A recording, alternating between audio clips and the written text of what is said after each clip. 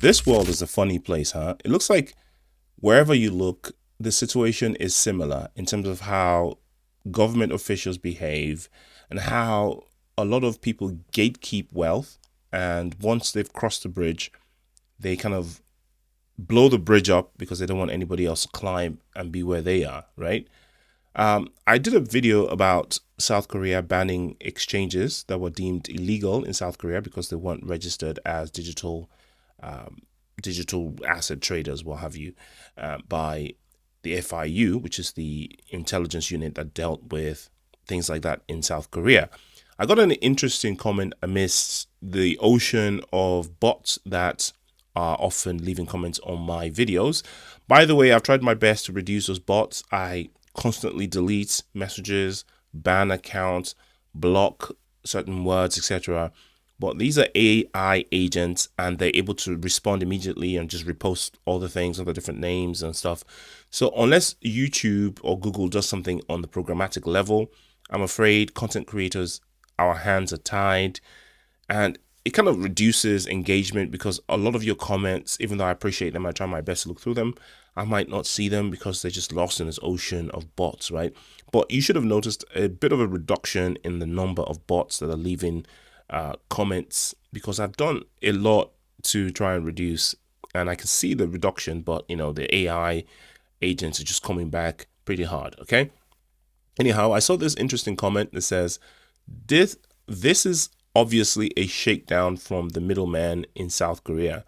You can guarantee that South Korean banks will be offering investment opportunities through them in the crypto that they deem suitable, which is an absolutely brilliant comment. I actually agree. I commented facts, haha. Also, I got some other comments to the effect, of something like, what if the Korean government just doesn't want their citizens to hold Bitcoin or crypto or what have you? That sort of energy, which is quite interesting when I saw this story, right? Hundreds of South Korean officials disclosed 14.4 billion Korean won in crypto holdings. Okay, so that is a lot of people. A report from Munhwa on March 27 revealed that the Government Public Ethics Committee in South Korea disclosed the personal assets of public officials. It found that 20% of public officials, 20%, or 411 out of 2,047 either directly hold or have invested in cryptocurrencies. Right off the bat, I'm willing to bet that 20% is a conservative estimate, right? Now, in any scenario, there will be people who either just didn't disclose, even though they should have, just law of averages. There's always people that aren't as honest as some of the others. And there's also a possibility that there are some that don't require disclosure or don't have to disclose because the way they hold the crypto is so hidden, so third party, maybe via their children or via some sort of offshore fund, in the same way billionaires hide their money in the Cayman Islands and Switzerland, and then they don't have to tell the government about it because it's layered through different layers of LLCs and corporations and legal entities and stuff that they don't have to disclose, right? So I'm willing to bet that more than 20% of these officials do hold, especially the ones that hold the larger amounts that aren't reported on here. So among these officials with crypto holdings are prominent figures, including Secretary General of the Labor Management Development Foundation, the President of the Korean National Police University, and the Vice President of the Korean Water Resources Corporation. These disclosures highlight the growing involvement of public leaders in the digital economy. Well, that's absolutely right. Now, like I said before, I think and I expect that the real number is higher than that. In the UK, though, I'd be flabbergasted if 20% of our officials here hold crypto. I'm willing to bet that many do. Even His Majesty the Queen, His Majesty the King himself probably is exposed to crypto in one way or the other because these people are very smart and they know what's up, right? But 20% would be a large number in the UK because people are still quite traditional and quite old school, especially the old money. So I'll be shocked if that was the case here. But of course, there are people who hold crypto. In the United States, probably more people by percentage hold crypto. than the UK, I would expect, especially with, the United States president himself, not shying away from the digital asset.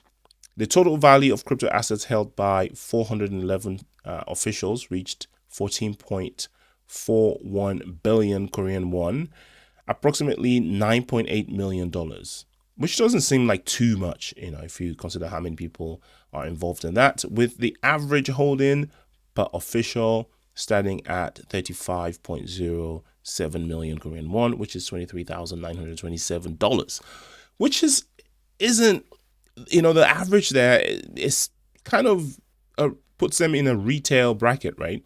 A lot of retail people that hold XRP, Doge and stuff in the wilder world, people that watch my channel, people that I know, hold that much, they're not whales, right? This is retail, is a retail stash. This indicates a significant presence of cryptocurrency in Korea's government sector. But it is worth considering that for these people, though, that are not necessarily crypto enthusiasts like the rest of us, this amount is what they deem riskable. So this is the amount that they won't be too bummed if they were to lose, right? Most people. So this is the risky asset, risky investment, which kind of signifies that, they have a lot more money somewhere else. Okay. So this would be something like 2 to 5% of their investment, in my estimation, right? Which kind of gives you a perspective of how much money these people probably have. So in a way, they are wealthy. They're wealthier than average people, but they're not. This isn't Jeff Bezos or Donald Trump or stuff level of money, right? So Seoul City Councilor Hye-young leads the pack, whose crypto holdings are valued at 1.76 billion won. All right, so that's $1.2 million. So now we're talking. So this person is a whale, because again, if that's just 5 to 10% of their portfolio, then they're very rich, right? Kim's portfolio spans 16 cryptocurrencies, including Bitcoin, Ethereum, Dogecoin, and XRP.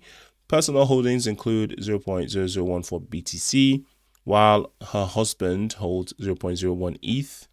0.01 ETH. That's not that much. 472 Doge, and look at the XRP stash there, looking very nice indeed. So they've got millions of dollars in XRP. Shout out to XRP, probably the largest holding. I'm not surprised to be in Korea. Additionally, her eldest son owns 3,336 XRP. So they do disclose some family member holdings, but I'm willing to bet that there are legal entities that they've set up in probably outside Korea that hold their crypto for them. I mean, this is alleged, obviously, I don't know.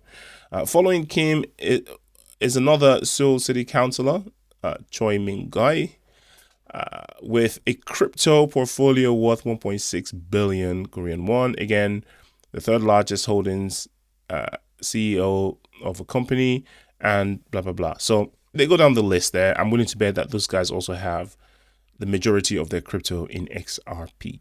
I mean, there are many articles that were written about this, but the whole point is, these guys are holding crypto.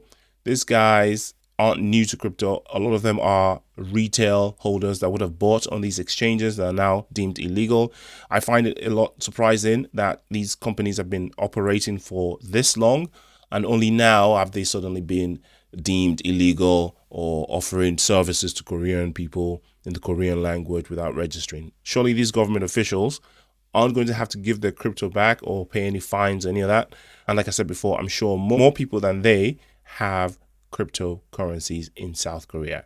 It's only a matter of time before the exchanges pick up the phone, like I said in my previous video, call the people that they need to call, organize what they need to pay, and they'll be back in business in no time. This time they'll be partnering, of course, with the banks that they're supposed to partner with, so the third parties can get their stash and their share in the cake. Now, everyone knows that cryptocurrency is going places, especially XRP in Korea. These banks have seen that people are about to make a colossal amount of money, and they're not about to be left out. So this is a power move. I agree with my commenter. This is a shakedown by the banks and the middlemen, and they want in on the action. Not financial advice, your own research. I'll see you in the next video. Peace.